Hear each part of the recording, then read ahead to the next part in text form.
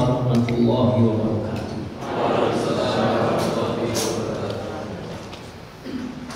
Alhamdulillahirabbil alamin. Asyhadu an la ilaha illallah wa asyhadu anna Muhammadan abduhu wa rasuluh.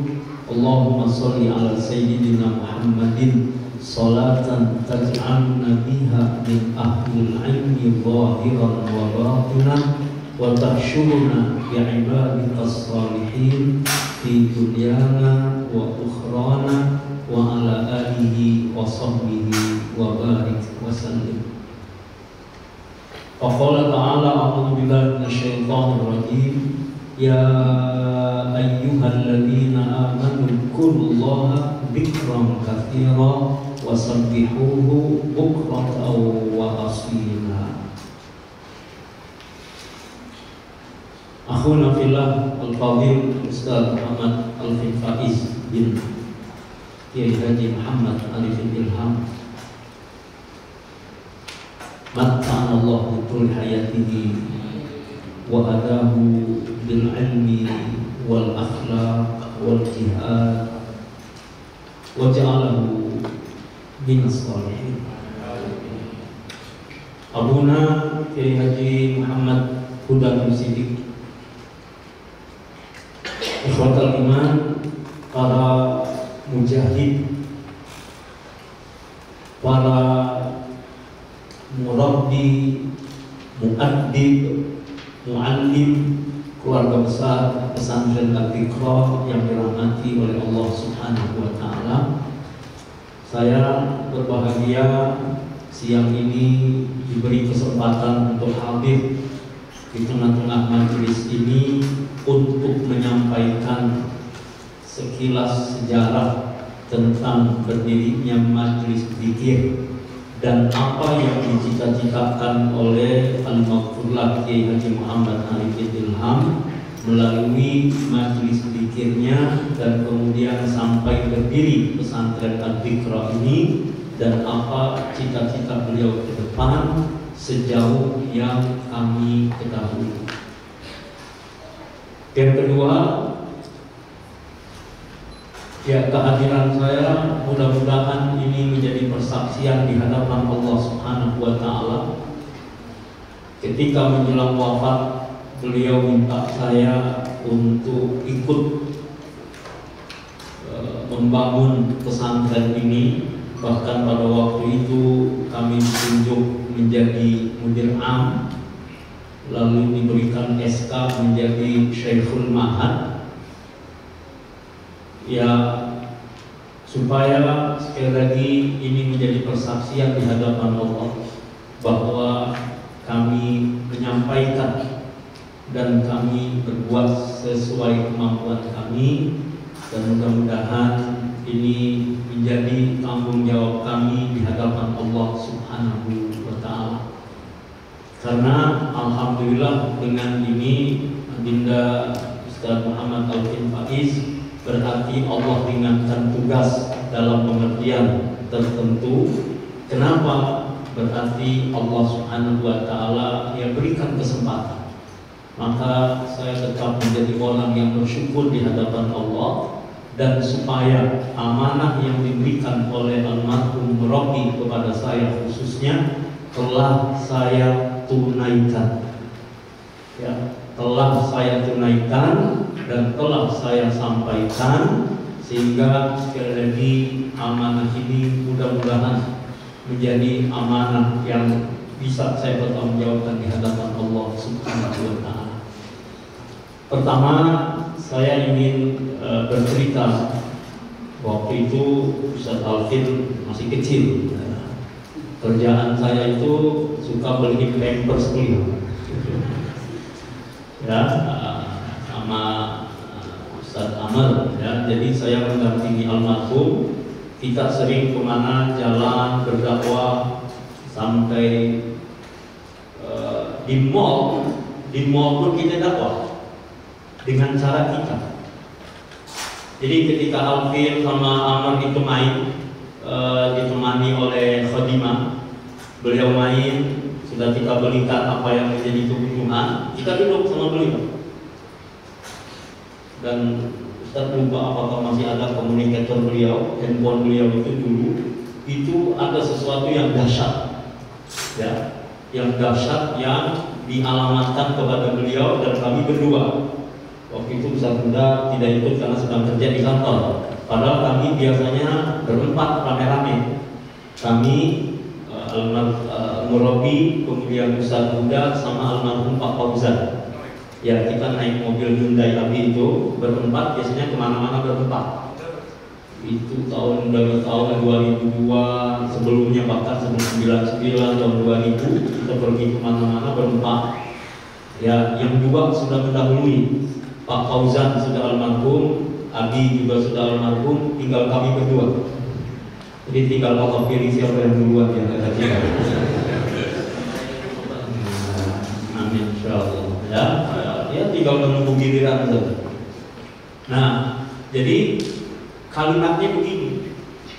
Ini supaya antum paham. Antum adalah ikon iblis di Indonesia. Itu kalimat yang dialamatkan untuk Anda. Antum adalah ikon iblis di Indonesia. Lo kasih lihat handphonenya, coba antum baca. Baca. Marahkah wajah beliau kelihatan? Enggak. Memerahkah? Enggak. Sewatkah? Enggak. Dia cuma bilang kepada kami begini, ayo kita balas. Dibalas. Terus sampai ada beberapa kali SMS masuk. Ya, ini ujungnya saja kami sampaikan. Ujungnya saja. Akhirnya apa yang dikatakan oleh orang yang mengirimkan? Naam, nahnu mujahid ma'akum. Baik, kalau gitu kami jihad bersama engkau. Allahu Akbar. Takbir. Dari awalnya mengatakan bahwa murabi kita adalah ikon iblis di Indonesia, akhirnya mereka mengatakan kami siap berjihad bersama Anda. Kira-kira ada gerakan apa sehingga almarhum murabi ini dibilang sebagai ikon iblis? Ikhwan, ini dulu agak kurang lazim zikir berjamaah, apalagi dengan sekian banyak orang, walaupun banyak thariqah, banyak majlis-majlis, tapi kemunculan majlis ad-dzikr ini fenomenal. Dan bersamaan dengan itu muncul ISQ dengan Pak Adi Ginanjar, kemudian ada manajemen Kolbu, Agim, kemudian ada kebangkitan ekonomi Islam, Pak Syafi'i Antonio. Pada saat itu hampir berbarengan, dan ikon zikir memang bisa tadi itu murabi kita. Dan akhirnya apa? Inilah yang membuat orang-orang kok kaget melihat zikir ini kok sebegitu semangatnya, dan orang mau berbondong-bondong datang zikir, padahal di majelis zikir pada nangis. Jadi orang datang tuh mau nangis gitu. Orang datang berbondong-bondong. Depok itu tempatnya sempit. Sebelum masjidnya direnovasi seperti sekarang ini, dan anak mau tanya, antum sudah pernah datang ke Depok atau belum? Nah, ini harus dijadwalkan kalau begitu. Ini gimana dari tempat munculnya ad-dzikr kok belum tahu? Jangan-jangan Ustaz Albi udah lama juga nggak tahu. Ini kita harus undang khusus ini. Dari tempat zikir di sana, berdirinya majlis ad-dzikr mulai dari Depok, itu tanah yang subur, tanah yang sudah diinjak oleh begitu banyak orang dari seantero negeri, bahkan dari luar negeri. Itu daerah yang sudah didoakan, itu pasti ada akar. Makanya saya betah di Depok. Ya. Dan nggak tahu juga Adinda Alvin, ya ada beberapa guru yang mendoakan, udah antum di Depok aja, begitu memang. Wallahu a'lam bishawab. Kalau suatu saat Allah mentakdirkan di mana kita berada, di mana kita bertempat, kita nggak tahu. Nah, ikhwan, waktu saya cukup ya. Jadi kalau nanti kalau agak-agak gimana tidak ada. Baik, ini kita senyum dulu lah ya. Jadi begitu ya. Dari Depok ini apa namanya, sekali lagi ada apa? Ini fenomenal, zikir ini muncul. Dan perlu anak ceritain juga. Munculnya zikir ini oleh Murabi sebenarnya dulu begitu. Murabi itu sempat menertawakan orang-orang yang tahlilan. Ini cerita beliau ya, supaya clear ya. Cerita beliau cerita kepada kami sama Abah, kalau kita ada Abah. Beliau cerita apa? Ya, Abah almarhum Abah Iman Zuki ya. Itu beliau bilang, ngapain itu orang Wah katanya bikin-bikin gitu. Sempat begitu.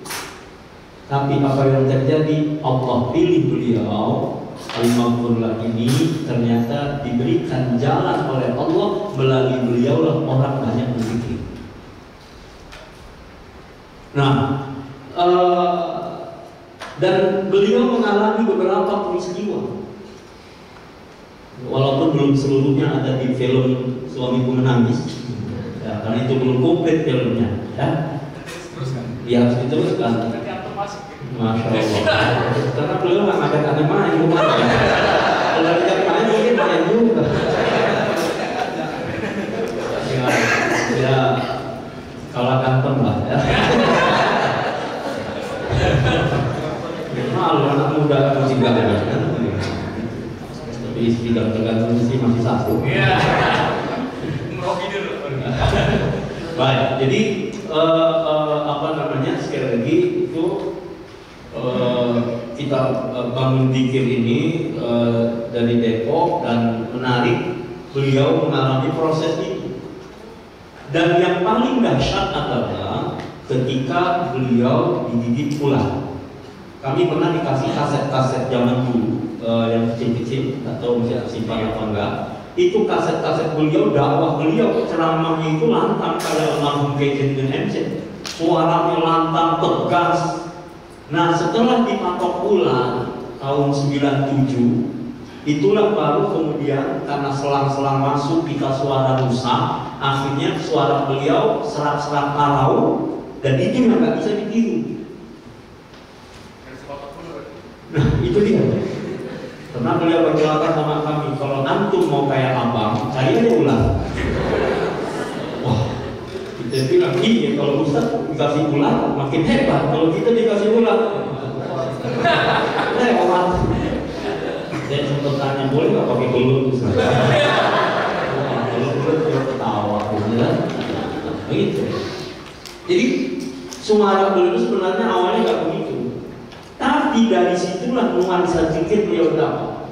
Dan beliau mengalami proses kejadian-kejadian di alam koma. 21 hari beliau koma, dan itu mengalami proses banyak kejadian. Mungkin Alvin lebih banyak dapat cerita tentang itu. Yang salah satunya adalah berjuang melawan iblis, perang melawan iblis. Kemudian di antara yang menjadikan cikal bakal majlis zikir adalah bahwa beliau ini ditunggu oleh sekelompok orang berpakaian putih-putih. Kemudian di satu masjid beliau ditunggu. Ketika beliau datang, mereka mengatakan, ini imam kita, ini imam kita, ini imam kita. Kemudian beliau didaulat untuk memimpin zikir. Kemudian beliau ditelan oleh bumi. Kemudian keluar lagi.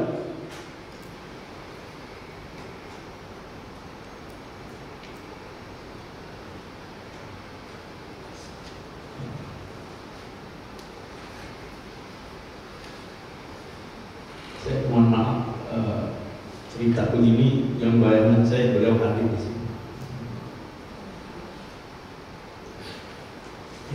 Baik.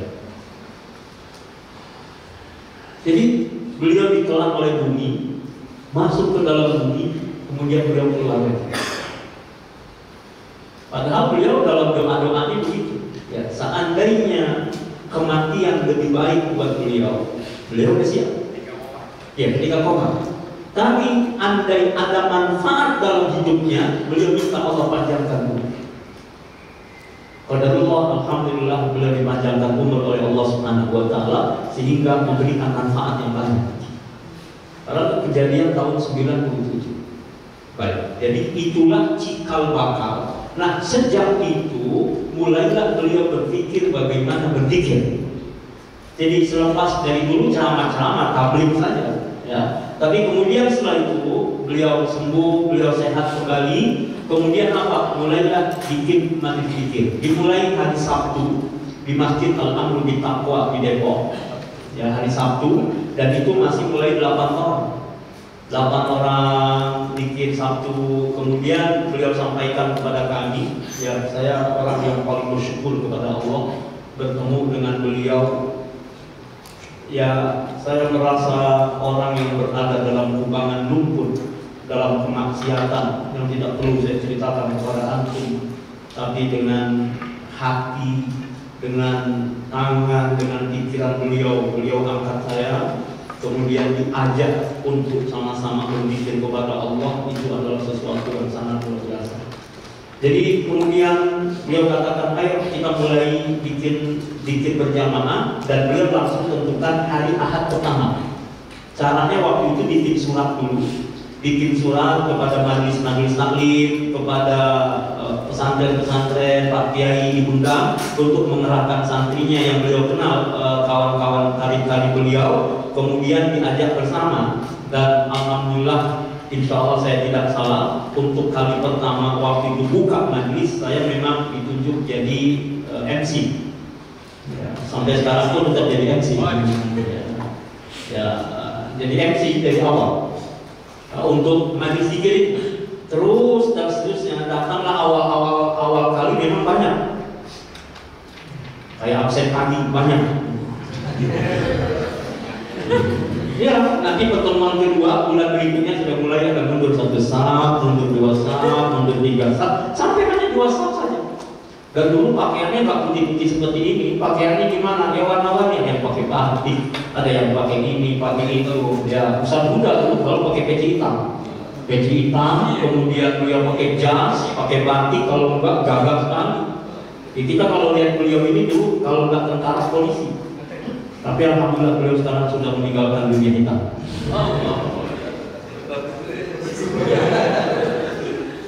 Ya, jadi sekali lagi itu beliau dari situ mulailah kita bikin Ahad pertama. Bahkan yang memimpin dikit ketika itu beliau dengan tawadhunya minta bukan beliau. Jadi yang kali pertama namanya Ustaz Hasanuddin Sandi. Ya, Hasanuddin Sandi, beliau yang memimpin dikit, beliau sekali itu ada di belakang. Nah, baik. Kemudian baru bulan berikutnya langsung beliau yang memimpin dikit. Ini maksud beliau mungkin hanya menghormati, ya, tawadhu, menghormati kepada Pak Hasanuddin Sandi, ya, dan Pak Hasanuddin memang juga orang yang senang berzikir, muhasabah juga. Dan beliau kalau nggak salah sekarang anggota DPR, ya, ya baik. Nah, baik kepada semua yang dimuliakan oleh Allah Subhanahu Wa Taala. Dan kalau segi pakaian zikir ini juga beliau berubah-ubah. Awal pertama beliau pakai gamis panjang dari bawah sampai atas, kemudian beliau pakai sorban yang ditaruh di sini. Ya, sorban dilingkarin di leher, pakai peci putih. Ya, dulu itu. Lama-lama berubah style, yaitu ala Pakistan. Ya, pakai celana panjang, kemudian kayak kurta gitu ya, kurta istilahnya. Bajunya gamis tapi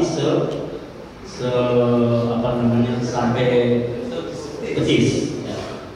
Kemudian pecinya juga tadinya yang masih warna-warni. Dulu sempat pakai peci rotan ala Kalimantan, sempat peci rotan ala Sulawesi.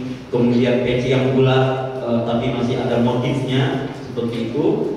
Lalu kemudian setelah pakai itu berubah lagi, pengen pakai sarung. Pakai sarung warna putih dan bajunya mulai naik lagi, mulai dari gamis panjang, kemudian sampai petis, lama-lama baju koko.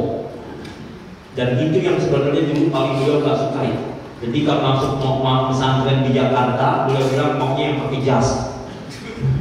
Gak mau yang pakai kayak di Kalimantan gitu. Kalimantan pakai sarung, pakai baju koko kan. Nah, beliau gak mau, maunya pokoknya yang keren, yang pakai jas begitu. Tapi ternyata Allah balikin. Akhirnya pakai sarung lagi warna putih, baju koko warna putih, ya. Dan itu pun style beliau, baju kokonya tidak sampai lengan sini, tapi setengah lengan. Pakai jam, selalu di kanan pakai jamnya. Beliau memang dari dulu pakai jam di kanan. Kalau cincin beliau nggak suka. Kalau saya kenapa pakai cincin? Karena beliau suka bilang kepada saya, kapan antum nikah? Sunnah, kata beliau. Ustaz, saya nggak mampu, saya ambil sunnah yang lain saja. Jadi kadang-kadang saya sengaja pakai cincin di depan beliau, maksudnya apa? Ya saya pakai cincin ini ikutin Rasulullah, jadi saya ikut sunnahnya yang lain saja. Wallahu a'lam gitu. Ya meles.com gitu. Makanya nanti tahu nggak tahu ambil sunnah yang mana ini. Baik, jadi pakaian begitu sampai belakangan. Tadi beliau pakai pecinya pun peci yang bolong-bolong itu. Yang tadinya harganya cuma 2.500, akhirnya karena beliau pakai naik jadi 10.000. Masya Allah ya. Baju koko, kemudian beliau khas pakai sorban yang kecil, ada taruh di situ. Kemudian lagi berubah lagi pakaiannya, terakhir apa? Senang pakai gamis lagi. Ya, jadi gamisnya unik, bukan hanya di atas mata kaki, tapi sampai betis. Kemudian pakai sorbannya agak lebih panjang dan dililitkan di leher, dan kemudian barulah mulai pakai imamah sampai akhir hayat beliau. Di rumah sakit pun beliau pakai imamahnya, kemana-mana beliau pakai imamah. Masya Allah, dan indah sekali waktu beliau wafat itu pun sama dipakaikan imamah beliau. Jadi pakaikan imamah yang wajah beliau sangat indah ketika itu. Ya, jadi ini style pakaian zikir sehingga jamaah menyesuaikan. Baik ikhwah, kemudian ini bicara tentang perjalanan itu, dan ya bicara tentang zikir, saya tidak ingin bicara tentang dalil-dalil, kecuali bahwa silakan ikhwah misalnya lihat dalam Al-Quran surah Al-Ahzab yang sering dibacakan, ya ayyuhalladzina amanu udzurullaha dzikran katsiran. Memang kita diperintahkan banyak berzikir. Kemudian yang kedua, lihat surah Al-Ahzab ayat 35 misalnya, ketika Allah Subhanahu wa taala sebutkan wadzakirina Allaha katsiran wadzakirat a'adallahu lahum maghfiratan wa ajran 'azima. Orang yang berzikir itu dapat ampunan Allah dan dapat pahala yang agung, pahala yang besar. Dan beliau sering mengutip dulu bahwa Rasulullah SAW ini selalu berzikir kulla ahyani, setiap belahan nafas, setiap saat berzikir. Dan Rasulullah SAW mengingatkan orang yang berzikir dengan tidak berzikir ini seperti orang yang hidup dan orang yang mati. Jadi kalau kita nggak mau berzikir, ya seperti orang mati. Nah, baik, begini. Kemudian mulailah zikir ini terus dari Depok mulanya sampai kemudian kita bikin waktu itu ada beberapa titik. Al-Amru di Taqwa di Depok, lalu Masjid At-Taqwa ada di Cikarang, ya, di Cikarang ini ujung timur, ini ada di Cikarang di komplek BPN, namanya Masjid At-Taqwa juga. Itu ada Pak Haji Ratmono namanya di sana. Kemudian ada lagi di Warung Kondang Bogor, Warung Kondang di Bogor. Ini jalan apa namanya Pajajaran, itu ada warung makan dan ada tempat pengajian namanya Majlis As-Sakinah di Bogor. Kemudian ada titik lagi di At-Taqwa Pamulang, At-Taqwa Pamulang Estate. Kemudian ada satu lagi di Masjid Al-Ikhlas yang ada di BSD, Bumi Serpong Damai, di jalan tol. Nah, mulanya dari Al-Amru di Taqwa, kemudian mengembang beberapa titik tadi. Ini rutin di tempat ini, hari ini, hari ini, hari ini, hari ini. Kemudian nambah lagi rutin di Masjid Baitul Ihsan Bank Indonesia. Dan tugas saya waktu itu adalah setelah kita dengan Republika ada silaturahim, kemudian setiap bulan kita umumkan majlis-majlis zikir kita itu di Republika, dan kerjaan saya adalah membuat itu. Dulu kita belum ada inventaris laptop, tak ada inventaris komputer. Yang ada adalah saya datang ke warung IT di Pondok Labu, kemudian kita buatkan kalau gambar dulu kayak klis gitu, kemudian dicetak, ya dicetak baru dibawa ke Republika.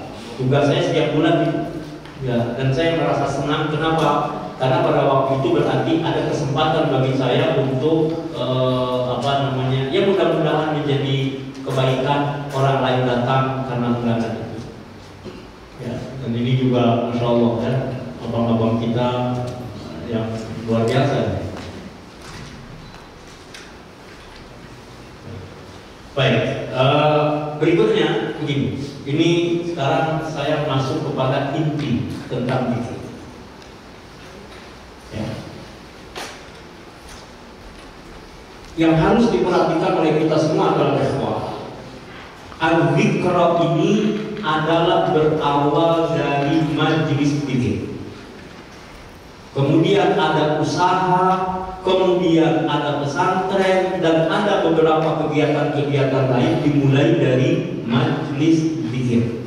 Maka Anda mengingatkan diri Anda dan antum semuanya, ya terutama Adinda Ustaz Muhammad Alkin Faiz, bahwa jangan sekali-kali meremehkan majelis zikir, jangan sampai ini diabaikan, jangan sampai ini ditinggalkan, karena akarnya adalah dari majelis zikir. Dan apa yang kami dialogkan dengan murabi, bahwa pesantren Al-Zikr ini adalah sebagai lembaga tafaqquh fiddin, tapi ruhnya adalah ruh zikir.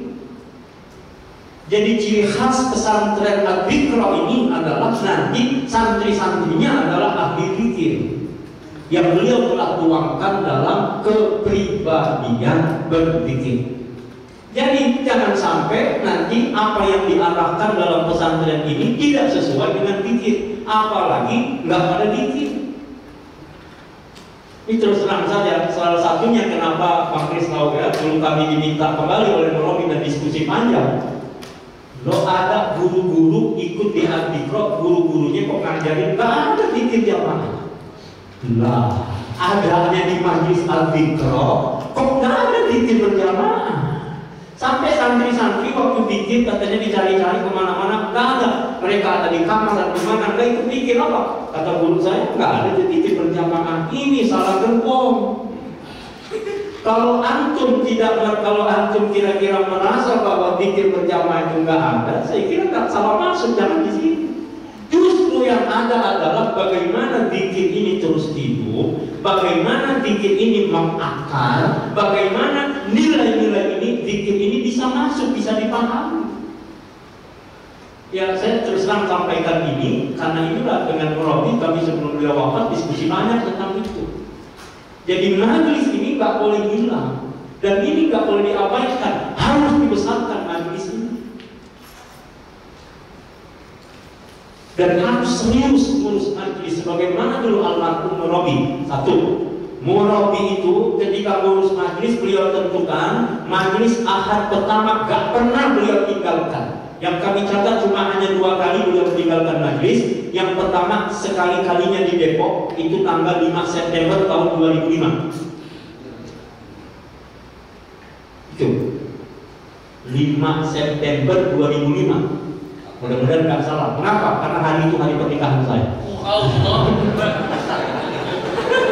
Nggak boleh lupa itu. Nah itu dia makanya. Saya ingat itu hari Ahad beliau keluar kota. Ya waktu itu ya semua kota itu belum ada rencana nikah hari itu, tiba-tiba semuanya kok proses-proses hari itu disuruh datang ke rumah calon mertua, langsung disuruh nikah. Saya bilang kenapa?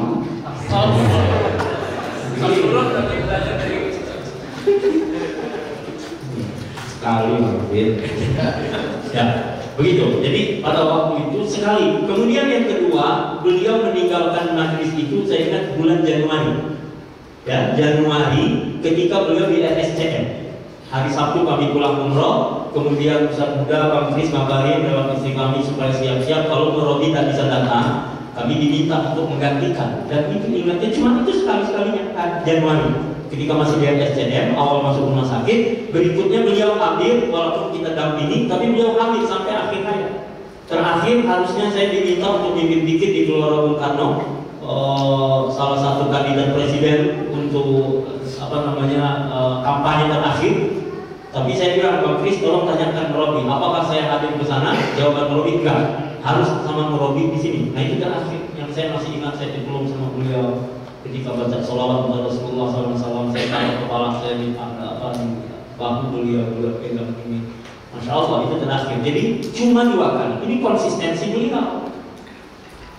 Ya, jadi kalau kita ingin konsisten, belajar konsisten, belajar dari beliau.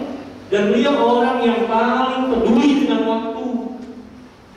Ini luar biasa, peduli betul dengan waktu. Waktu sholat, waktu kumpul-kumpul, bahkan rasanya setelah kami ikut bertahun-tahun dengan beliau, ikut ke majlis-majlis juga ya, itu kemana kita datang, bahkan beliau lebih datang duluan dibandingkan dengan jamaahnya. Sempat kita tulis-tulis konsep, sempat kita baca Al-Quran, sempat baca dzikir, baca ini sebagainya. Lebih baik menunggu daripada ditunggu. Nah itulah yang sebenarnya beliau inginkan, kita ini menjadi tauladan.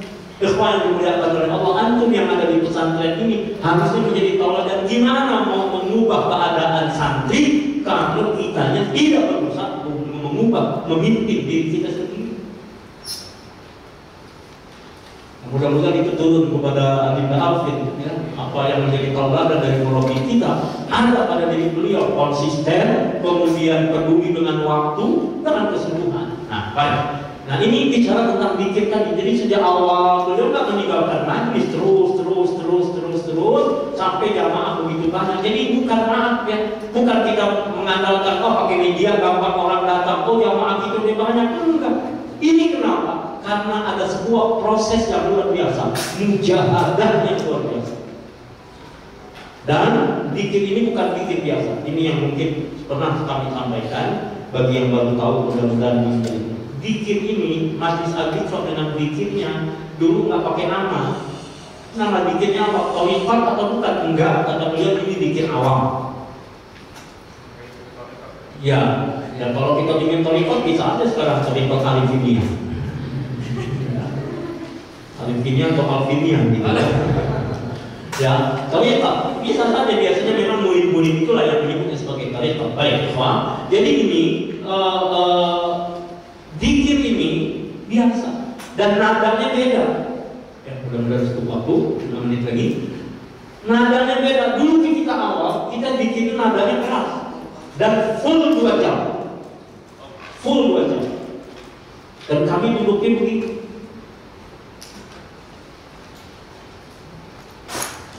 Seperti duduk apa namanya? Intilas. Ya, 2 jam. Dan dulu pakai mihrab di sana di Depok itu pakai mihrab kayu. Kita 2 jam duduk begini, nggak geser-geser. Kalau begitu besok latihan buru-buru semuanya. 2 jam setengah lah ya.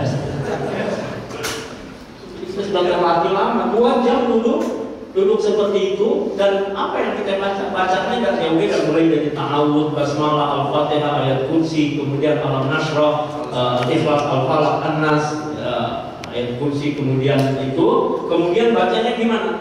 Ketika kita bicara misalnya tasbihnya nggak kayak sekarang mendayu-dayu.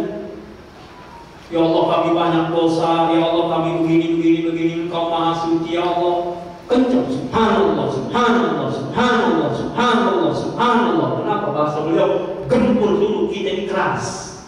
Jadi kayak ditonjok-tonjok begitu. Subhanallah, subhanallah, ngakuin dosa-dosa kita, kekurangan kita.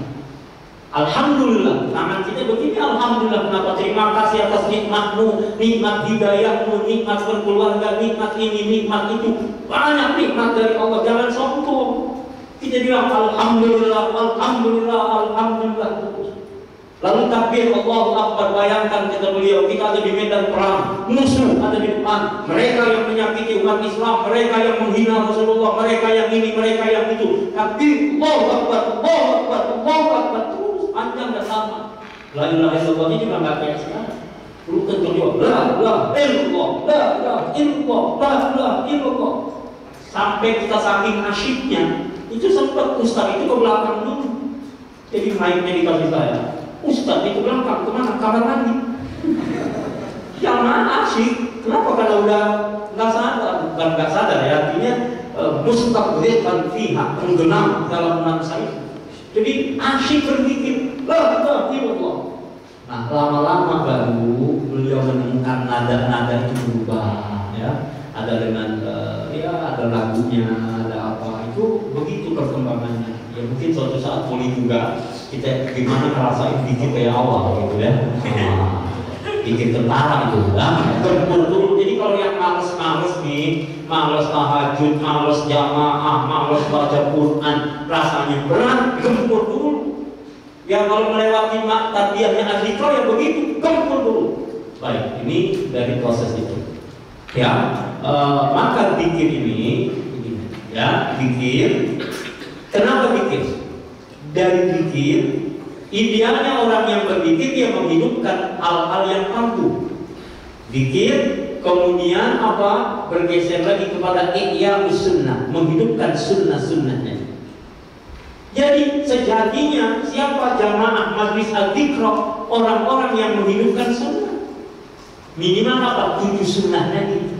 Kita dikontrol dulu, maaf ya. Jangan kita menyebut diri kita murabi kalau belum pernah menjadi mutarabi. Ya, jangan menyebut diri kita murabi kalau belum pernah menjadi mutarabi. Antum ngajar, pasti antum pernah belajar. Antum jadi guru karena antum pernah belajar. Jadi murid.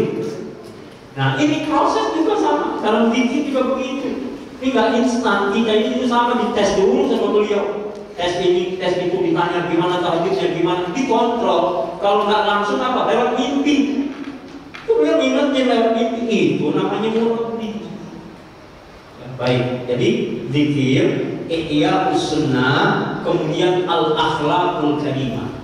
Jadi zikir ini bukan sekedar yang mungkin zikir la ilaha selesai, enggak. Zikir ini supaya menjiwa, kemudian dia menghidupkan sunnah. Dari kalau orang sudah menghidupkan sunnah, akhlaknya bagus. Jadi perlu kita ketahui, kalau hari ini ada orang akhlaknya nggak bagus, lihat dia ngikutin sunnah Nabi atau enggak. Dia nggak suka dengan sunnah Nabi, dia dikira enggak. 3, yang keempat, dari ihya sunnah akhlakul karimah, kemudian dia berdakwah. Gimana kita mau dakwah kalau tidak dilandasi dengan al-akhlakul karimah? Gimana kita mau dakwah kalau kita tidak menghidupkan sunnah? Bagaimana kita mau dakwah kalau kita tak berpikir, tidak menghubungkan diri kita dengan Allah Subhanahu wa Ta'ala? Apa yang mau disampaikan? Baik, dari dakwah, jihad. Gak mungkin seorang dai ini gak punya semangat juang. Makanya lihat Rocky dengan ketegasannya. Dan yang paling ditakutin sesungguhnya adalah jamaah zikir. Dan ini yang harus dibangun lagi. Harus dibangun. Ini jamaah zikir bukan letoy, bukan loyo, bukan cari jalan belakang saja. Ente ada yang maju, enggak. Ini kalau jihad udah datang, dia paling depan. Ayo maju, maju. Iya. Ini udah siap semuanya jihad. Jangan dikira orang-orang zikir itu leto-leto. Dia memang kelihatannya kelemah. Tapi kalau lagi bicara jihad, ayo maju. Ada yang senangnya cuma bikin viral di WA doang. Kami menolak ini, jadi hilang lagi. Kita nggak begitu, ikhwan. Ini jihad. Kalau sudah jihad, ujung-ujungnya apa? Ujung-ujungnya adalah syariat Allah. Baik, saya simpulkan bahwa harokat zikir ini bukan zikir biasa. Dan belum selesai. Makanya nggak ini habis haji kau lagi enggak, ini belum selesai. Tugasnya berat ini, tugasnya bisa tahun ini luar biasa. Kalau beliau sampai mengambil jabatan ketua dewan pembina, pimpinan majlis zikir, oh itu jabatan yang luar biasa. Gak sembarangan. Untuk apa? Ini bicaranya panjang dan bicaranya benar. Terakhir, ada yang sampaikan buat antum semua. Tugas kita, ya, tugas kita jaga majlis ini dengan sebaik-baiknya dan akal segala apa yang ada di al-dzikr adalah dari zikir. Dan antum perlu ingat bahwa sekarang antum berada di tempat amanah umat. Pesantren al-dzikr baik Sentul, Sindur, dimulai dari Depok adalah amanah umat. Wakafnya umat, wakafnya orang-orang yang menitipkan tanahnya, hartanya, menitipkan segalanya. Kemudian apa? Ini punya umat. Tanggung jawabnya bukan hanya kita dengan yayasan, tapi tanggung jawab kita dengan umat. Kalau sampai terjadi apa-apa dengan pesantren karena kelalaian, karena ketidaksiapan kita untuk menjaganya, siap-siap kita tanggung jawab di akhir. Ini maaf, ya Ustaz yang sampaikan. Kenapa? Ini penting buat kita semuanya bahwa al-dzikr ini adalah amanah umat. Betul dengan dan kita dibimbing oleh murabi kita, beliau pionirnya, beliau yang mengajak umat ini untuk bersama, beliau pendirinya. Iya, itu sejarah yang tidak mungkin akan bisa dihilangkan dan kita harus mengikuti arahan itu. Maka jangan sampai pesantren ini tidak sejalan dengan apa yang beliau pikirkan. Jangan sampai tidak sejalan dengan apa yang beliau cita-citakan. Dan sekali lagi, menjaga pesantren ini adalah mutlak karena ini wakaf umat. Tolong catat baik-baik, al-dzikra ini adalah wakaf umat. Maka jagalah apa yang diamanahkan umat ini dengan sebaik-baiknya. Jadi anak sudah menyampaikan, mudah-mudahan ini menjadi persaksian di hadapan Allah. Mudah-mudahan saya bukan termasuk orang yang mengkhianati amanah dan bukan termasuk orang yang meninggalkan amanah.